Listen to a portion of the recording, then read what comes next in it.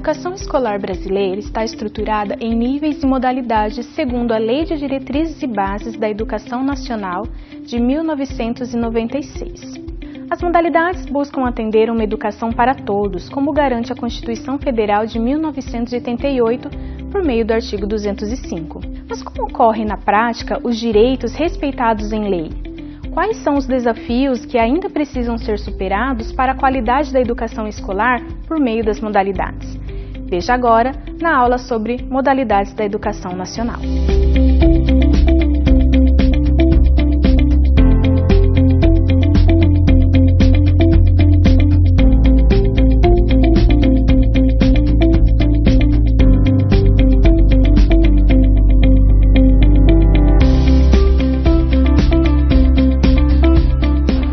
Olá, eu sou a professora Suzy Cordeiro. Nesta aula, vamos explicar sobre o tópico 3 da terceira unidade, Modalidade em Educação Nacional. Com o objetivo de atender à diversidade e o direito constitucional da educação para todos, as modalidades fazem parte da estrutura da nossa educação e correspondem às necessidades de alguns grupos específicos. Dessa forma, podemos dizer que as modalidades são meios diversificados de se ofertar a educação escolar. As modalidades começam a ser ofertadas já na educação infantil e podem ser disponibilizadas até o ensino superior, porém, nem todas são ofertadas em todas as etapas da educação básica e no ensino superior. Para o ensino da educação infantil, são disponibilizadas modalidades de educação especial, educação do campo, educação quilombola e educação indígena. Essas são as necessidades que as crianças de 0 a 5 anos possuem em grupos específicos, por exemplo, aquelas com algumas necessidades educacionais especiais. Levi Vygotsky defendia em suas obras a interação entre os sujeitos e com o seu ambiente, para aprender e a desenvolver. O mesmo deve ocorrer com as crianças da educação especial, que mais do que ter acesso à educação, elas precisam também serem incluídas nas relações sociais de aprendizagem e mediação. Esse público é um público muito específico, né? E nós precisamos realmente saber quem que atende dentro desta modalidade de educação especial. Primeiramente, temos que pensar que nós temos legislações que são bem específicas para o atendimento do público inclusivo. Nós temos aí a Lei 13146 de 2015, que ela vem garantindo o direito da pessoa com deficiência ao atendimento inclusivo, né? Ao atendimento especializado e a garantia de todos os recursos e adaptações necessárias para este atendimento. E aí, quem que vai compreender este público, né? Aqui, respaldado nessa legislação, nós vamos falar dos que apresentam deficiências visuais, auditivas, físicas, intelectuais e deficiência múltipla. Também dentro, desta legislação, nós podemos estar incluindo as pessoas com autismo, com transtorno do espectro do autismo, porque, por meio da Lei 12764 de 2012, ela dá para este público os mesmos direitos que as pessoas com deficiência, em termos de recursos de acessibilidade e apoio. Mas também não podemos esquecer um outro público que hoje é um público crescente dentro do contexto escolar e um público que requer um atendimento especializado, que são os alunos que apresentam necessidades educacionais especiais, respaldados pela nossa Constituição brasileira e também pela nossa LDB e a Política Nacional de Educação Especial na Modalidade Inclusiva de 2008. E aqui nós estamos falando dos que apresentam distúrbios de aprendizagem, altas habilidades de superdotação e os que apresentam o TDAH, o transtorno de déficit de atenção e hiperatividade. Então, por aí, vocês podem observar que é um público muito amplo da educação especial, da educação inclusiva. E estes alunos, para ter os seus direitos garantidos, eles precisam, comprovar ali a sua necessidade e fazer, toda a solicitação necessária dentro do contexto escolar no qual ele está inserido, independente, de ser uma escola pública ou privada ou de ser uma modalidade de educação infantil ou mesmo no ensino superior. Então, todas as pessoas, independente da sua faixa etária, inseridas no ensino, têm direito à inclusão. E tem como desvincular a educação especial da inclusão? Hoje não dá mais para nós pensarmos dessa forma, né? Porque antigamente nós podemos pensar que a educação especial ela estava muito restrita, né? Vinculada às escolas especiais, né? Hoje não mais. Hoje, quando nós falamos em uma educação especial, a inclusão, nós estamos falando em todos os ambientes escolares, né? E não somente dentro do contexto escolar, mas a inclusão hoje ela vem tendo um crescimento de mudança de concepção da deficiência em todas as esferas da sociedade, onde a gente também fala de inclusão social, inclusão no mercado de trabalho, que tudo isso parte da educação. Então, falar de educação especial é falar sempre de inclusão, né? De mudança de concepção, primeiramente de eliminação de barreiras à acessibilidade e, em especial, uma que eu, por sinal, gosto muito, que é a eliminação das barreiras atitudinais. Nós só podemos pensar em inclusão, nós só conseguimos realmente implantar o ensino inclusivo de fato se nós rompermos com essa barreira atitudinal, que é o nosso preconceito, que é a forma de nós olharmos para a pessoa com deficiência. Primeiro de tudo, principalmente na educação, nós temos que acreditar na potencialidade, né, do aluno. Então, os profissionais da educação, fica aí, né, o nosso recado tão importante para a formação e para a constituição desse sujeito enquanto pessoa, enquanto cidadão. A educação do campo atende a diferentes comunidades, tais como os assalariados rurais, ribeirinhos, assentados, dentre outros.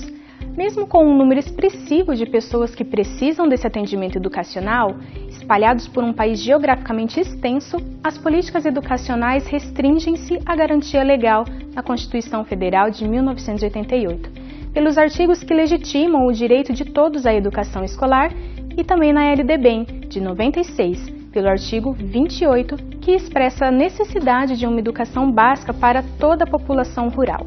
É importante quando a gente discute sobre educação no campo, a gente está falando sobre modalidade. Então, é uma modalidade da educação que deve ser feita nos espaços rurais, né? Quando a gente fala de educação do campo, a gente começa então a pensar como essa educação ela deve ser feita para um tipo de cultura e grupos que são diferenciados da nossa sociedade. Então, quando eu penso em educação do campo, eu estou pensando que é uma cultura diferente, né? É necessário que a gente entenda, quando a gente vai falar de educação, que cada modalidade de educação vai ter a sua especificidade.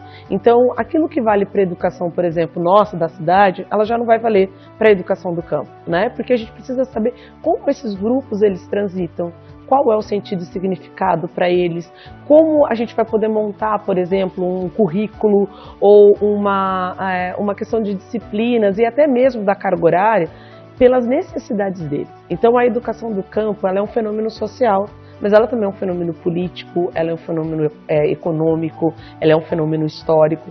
Então nesse momento a gente precisa pensar um pouco da história. Sempre houve essa discussão, nós somos um país agrário, nós somos um país pecuarista, então essa discussão da educação para o campo, né, para o grupo do campo, ela sempre esteve em voga. Então se a gente pegar as várias legislações nossas do início do século XX, sempre tem alguma coisa dizendo sobre a educação do campo. Mas aquela educação do campo ainda privilegiava quem? O filho do patrão, né? Ou as pessoas que lá também habitavam. Então, a partir de 1988, com a redemocratização, com a Constituição Federal, a gente tem no artigo 206, por exemplo, dizendo que toda cultura, todas as pessoas precisam de educação. Ali não está dizendo especificamente que é a educação do campo, né? Mas já tem um precedente para dizer, olha, não dá para educar todo mundo de maneira igual, então a gente precisa pensar nas especificidades. Então é óbvio que com a Lei de Diretrizes e Bases da Educação Nacional em 96, a gente tem lá, na parte da educação básica, capítulo 2, na seção 1, artigo 28, você vai encontrar as especificidades para a educação do campo, que nada mais é de que a gente precisa priorizar, né? A gente precisa entender que essa educação ela é feita para um grupo e pensar qual é a especificidade desse grupo, respeitando este grupo. Hoje, na atualidade, pensar isso é não esvaziar o campo dos seus grupos. A importância da educação no campo na atualidade é essa, né, no campo para se manter os espaços rurais, como os espaços de renda, os espaços de cultura, espaços políticos, mas também para manter a especificidade desse grupo. Eu me lembro muito do Carlos Rodrigues Brandão, dizendo no livro O que é Educação, que tem uma passagem, né, que um senhor ele pergunta para o senhor o que é educação, e o senhor pergunta para ele: que educação o senhor está dizendo? É a educação do doutor? Essa educação eu não preciso aqui. Eu preciso de quem saiba quando vai chover, de quem saiba pegar na enxada, de quem saiba trabalhar a terra. Então, nesse sentido, é que a gente precisa entender que essa educação do campo, ela precisa focar essa especificidade. Então, muitas vezes a gente fala assim: a gente quer que todo mundo saia do campo e venha para a cidade. Mas, na verdade, a educação do campo prioriza também uma manutenção de uma forma concreta, de uma forma específica, para um tipo de grupo. Então, é importante ainda que se saiba como plantar, como colher, qual é o melhor momento, e que se saiba respeitar esse grupo. Então, aquilo que nos cabe dentro da cidade, muitas vezes não é o que cabe à educação no campo, né? Então, esses espaços rurais precisam ser pensados, assim como as pessoas que habitam nele. Então, é muito importante que a gente saiba que, na atualidade, é respeitar novamente uma cultura que é diferente. E isso, para a gente, é garantido em leis. A educação do campo também engloba, de certa forma, outras modalidades, como a educação quilombola, que parte de uma necessidade de retratação histórica a quem não teve acesso às escolas em épocas passadas, tais como os negros, que foram privados de vários direitos durante anos e hoje vivem em comunidades mais isoladas, com culturas próprias. A gente sabe que o currículo considera as questões culturais. Como é que funciona esse processo, né, dos saberes locais, dos saberes tradicionais e o currículo formal, né? Muitas vezes as pessoas perguntam: mas como é que, né, faz, como é que constrói um currículo em que se considera o que já está lá dentro, né? Sim, então, esse currículo, considerando os nossos saberes, né, considerando a cultura em si, que vem costumes, saberes, crenças, tradições, ela é elaborada na comunidade, com a participação da comunidade, né, pela necessidade de manter viva, né, a nossa cultura, né, a nossa história e histórias dos nossos ancestrais também. E o currículo específico, ele é um currículo que ele de fato vem nos fortalecer não só na questão da educação escolar quilombola, mas também numa questão da própria luta do movimento quilombola, né, que perpassa por permanecer na terra, né, por permanecer na comunidade, né, permanecer no local, né, também em continuar com as nossas tecnologias, com os nossos saberes, perpassando pelo modo como a gente planta, colhe, né, pelo modo como a gente constrói os saberes, né. Também esse currículo ele perpassa pela forma do saber, pela ciência, saberes e fazeres quilombolas, por exemplo, o chá, né, o modo de como utiliza o chá caseiro, o banho, né. Então, assim, tem as questões religiosas, religiosas também, o respeito a essa religião, né. Então, assim, nós temos um currículo, né, que a gente recebe, que eu estudo de língua portuguesa, língua inglesa, história, geografia, enfim, ciências e tudo mais. Um currículo semelhante ao currículo da educação regular. Exatamente, mas também nós temos um currículo específico, que inclusive no Mato Grosso temos 3 disciplinas, que vai trabalhar ciências, saberes e fazeres quilombolas. Paulo Freire já dizia que o ser humano precisa ser um sujeito da sua própria história. Dessa forma, a educação escolar nessa comunidade precisa ser constituída a partir de suas culturas, assim como ocorre com a educação indígena, que deve ter a sua língua materna preservada. A educação indígena é a educação tradicional, esse termo mesmo, tradicional, que eles desenvolvem nas comunidades indígenas, nas terras indígenas, aldeias, né? Então é aquela educação que ocorre pela prática, pela observação. A criança aprende brincando, aprende observando os pais, então aprende a fazer artesanato fazendo, participando, né? E a educação escolar indígena, então, é uma modalidade, né? Ela é extremamente importante porque os povos indígenas passaram por um processo no Brasil, né? Num primeiro momento, assim que chegaram, né? Os europeus aqui, eles passaram por um processo de desestruturação das suas organizações socioculturais e agora, neste momento no Brasil, eles estão num processo de reorganização, de revitalização das línguas, dos costumes, das tradições, das religiões diferenciadas que eles têm, das crenças, as etnociências indígenas, então a etnobotânica, a etnohistória, né? Eles têm uma ciência que não foi devidamente reconhecida pela ciência ocidental e que agora eles estão recolocando. Essa educação escolar indígena contribui com a organização da vida, da gestão das terras indígenas. Então a escola ela está sempre associada à vida da aldeia, à vida da comunidade, né? Tem uma horta, tem a plantação, tem as roças, tem a produção do artesanato. Os currículos escolares, eles se articulam, e os projetos pedagógicos das escolas indígenas se articulam com essas práticas socioculturais dos povos indígenas. Então é extremamente importante. É importante que os professores das escolas indígenas sejam indígenas, que eles tenham formação.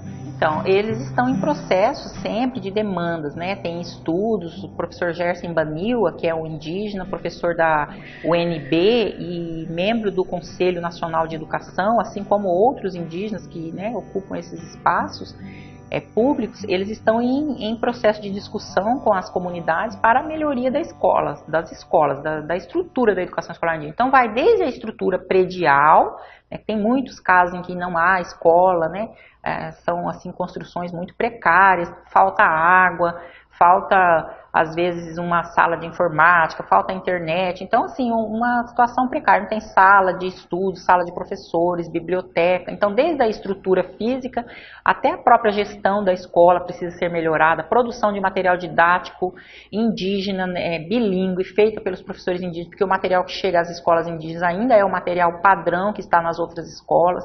Então, às vezes, alfabetiza a criança com termos que não fazem parte, né, está muito distante da realidade, então deveria partir da realidade da criança, né, os processos educativos.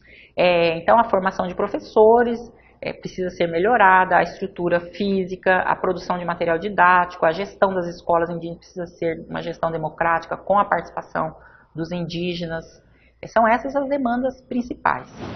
Para a etapa de ensino fundamental, além das modalidades vistas até o momento, também são disponibilizadas educação de jovens e adultos e educação à distância. Considerando os índices brasileiros de pessoas analfabetas com mais de 15 anos durante as décadas de 1980 a 1990, bem como atendendo aos preceitos de educação para todos, direito garantido pela atual Constituição, foram elaboradas políticas educacionais para a educação de jovens e adultos, a EJA, sobre a qual a LDBEM dispõe em sua seção 5. Sempre a educação de jovens e adultos representou uma importância, né, para o Brasil. Num primeiro momento, né, ela surge lá na época dos jesuítas e depois com a questão da colonização, e depois, logicamente, ela vai se expandindo, num primeiro momento atendendo aí para um objetivo específico, e depois ela vai sendo uma preocupação aí no decorrer da história. Nós temos assim períodos, né, em que a educação de jovens e adultos ela se intensificou por conta do processo de industrialização, por conta de desenvolvimento mesmo da sociedade, enfim, né? E ele sempre representou uma parcela marginalizada, né, excluída da população. Ela só vai ser efetivamente considerada uma forma de desenvolvimento acadêmico, formal, a partir então da 5692 de 1971, quando ela é tratada como um ensino supletivo. E aí o aluno então passa a frequentar a escola, passa a ter um atendimento e aí para prosseguimento dos estudos. Depois nós temos isso também considerado na nossa Constituição de 1988 e posteriormente com a LDB 9394 de 96, quando passa a ser uma modalidade de ensino. E aí, enquanto modalidade de ensino, a gente vai ter uma mudança, inclusive, na idade mínima de ingresso, né, para o ensino fundamental, e a idade mínima de ingresso para o ensino médio, né, de 15 para o ensino fundamental e 18 para o ensino médio, diferentemente, né, de como era lá no ensino supletivo com a Lei 5692, que daí eram 18 e 21 anos. Então, com a LDB e passando a ser uma modalidade de ensino, então o Brasil ele vai intensificando um pouco mais essa discussão, essa preocupação com essa modalidade, né? Então, o jovem, e aí a gente vai percebendo também na década de 90, cada vez mais a entrada de pessoas jovens na educação de jovens e adultos. Antes a gente tinha mais o adulto, o idoso, né, que procurava no sentido aí de receber a alfabetização. E aí a gente vai percebendo a partir de meados da década de 90 já uma demanda um pouco mais jovem nesse público da EJA, né, justamente por questões aí que a gente vai observando no decorrer dessa trajetória do indivíduo, né, a entrada no mundo do trabalho mais cedo, né? A moça que às vezes engravida muito jovem, aí por conta disso, da maternidade precoce, ela acaba não frequentando mais a escola. E aí a EJA ela vai representar esse espaço, esse único espaço, na verdade, né? Para que esses sujeitos possam desenvolver a sua vida acadêmica, estudar, voltar a estudar e concluir os seus estudos, tanto do ensino fundamental quanto do ensino médio, que aí corresponde à educação básica, né? Então, para o Brasil, a educação de jovens e adultos sempre teve uma importância muito grande. Só que essa importância, ela variou muito dentro dos contextos, dentro daquilo que se esperava da educação de jovens e adultos. Então nós temos aí autores como Paulo Freire, que trabalhou muito em função disso, né? Mas considerando que a educação libertadora seria a educação que libertaria esses sujeitos de uma classe mais opressora, né? Então ele tinha esse foco, mas a gente também tinha, ideologicamente falando, as questões de poder, as questões que permeavam o trabalho com esses sujeitos no sentido de favorecer a sociedade, né? De executar funções sociais que pudessem aí contribuir para o crescimento da sociedade, no sentido da indústria, do comércio, enfim, né? Então hoje a gente tem a educação de jovens e adultos, que todos podem ter acesso, todos aqueles que não tiveram oportunidade ou que tiveram, mas que por algum motivo tiveram que abandonar, e as discussões, os autores, eles acabam aí trabalhando um pouco mais nessa perspectiva, né? Então nós temos as metas, né, que atendem aí a questão da formação e da educação de modo geral e inclui a educação de jovens e adultos. Então é uma preocupação constante, né, da classe aí educacional, no sentido de favorecer que essas pessoas tenham oportunidades e possam aí dar continuidade, dar prosseguimento, podendo aí no futuro fazer um curso superior e desenvolver melhor aí a sua vida profissional, pessoal e profissional, certamente. A educação à distância atualmente está muito ligada ao ensino superior, na oferta de cursos de graduação, como estes, e também de pós-graduação. No entanto, a sua oferta não se restringe às universidades, chegando às escolas de ensino fundamental e médio. A modalidade de ensino de educação à distância na educação básica é prevista desde a Lei de Diretrizes e Bases da Educação Nacional, a Lei 9394 de 1996. No entanto, não havia nenhuma legislação, nenhuma regulamentação para a oferta desse ensino nas etapas da educação básica. Foi somente com a homologação da Base Nacional Comum Curricular, em seu texto, que houve a possibilidade e houve o encaminhamento para que a EAD possa ser ofertada na educação básica. No entanto, nós ainda não sabemos como isso de fato vai ocorrer na prática. Bom, a expansão da EAD no ensino superior se deu em grande parte pelas políticas públicas, por meio dos decretos que regulamentam o artigo 80, também da Lei de Diretrizes e Bases da Educação Nacional. Então, o artigo 80, ele fala especificamente da educação à distância.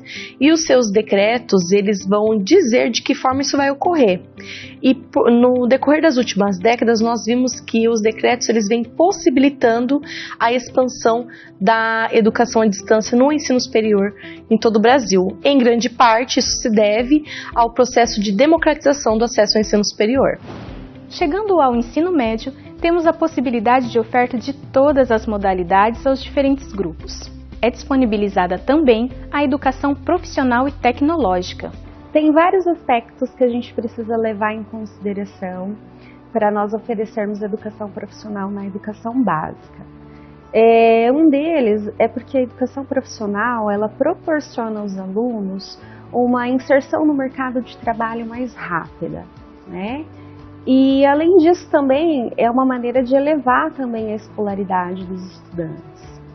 Em países mais desenvolvidos, como a Alemanha, a Suíça, né, mais de 50% dos alunos como se fosse um ensino médio, eles fazem um curso técnico. E aí a gente vê a diferença dos alunos aqui no Brasil, que apenas 8% dos alunos, eles estão no ensino técnico. Então, seria uma forma dos nossos alunos terem conhecimentos para passar no vestibular, para o próprio mercado de trabalho, por essa questão da inserção deles mais rápida no mercado, né? Infelizmente, a gente vê timidamente o governo tendo um incentivo através de leis que façam com que os alunos da educação básica façam ensino profissional. Porque, historicamente, a educação profissional foi aquela educação para os pobres, né? E não é assim. Até citei o exemplo de países muito desenvolvidos que valorizam a educação profissional, né? E, então, culturalmente, o nosso país ele não tem essa dinâmica da educação profissional. Uma lei que foi promulgada em 2011 foi a lei do Pronatec, que incentivou muito os jovens a fazerem a educação profissional. Então, nós tivemos mais de 8 milhões de alunos formados dentro de cursos de qualificação profissional, cursos técnicos. E pela minha experiência de vida, que já faz 15 anos que eu trabalho na área, eu pude participar de muitos momentos de ex-alunos, alunos que conquistaram grandes coisas na vida deles, né?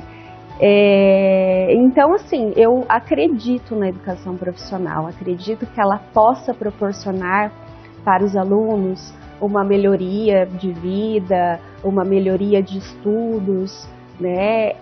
A gente, lendo alguns documentos que estão disponíveis até no site do Ministério da Educação, tem uma pesquisa com dados do IBGE de 2017 que diz que é um dado estatístico que eles fazem nos domicílios, né?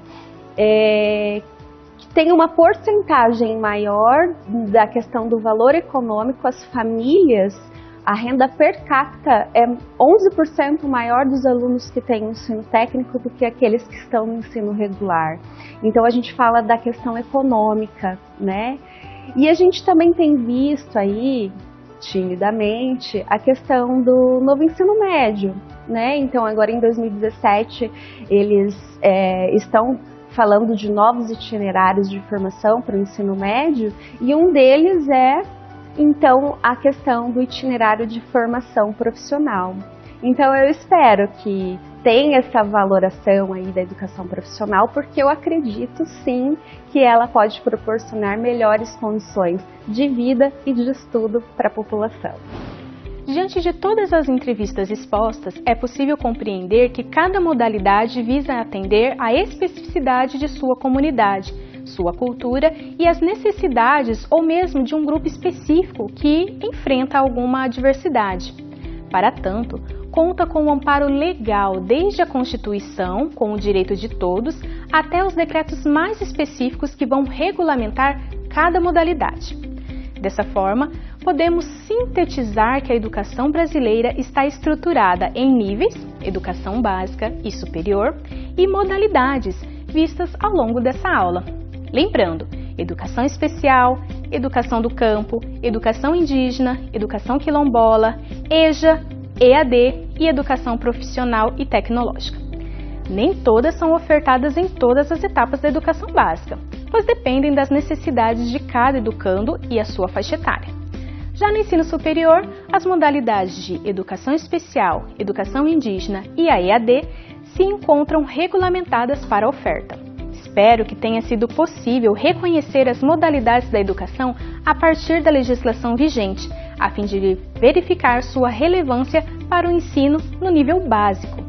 Dessa forma, reconhecemos a importância das formas alternativas de ensino para quem não tem acesso à forma regular. Também é possível verificar outros campos de atuação e a valorização da diversidade cultural que possuímos no Brasil.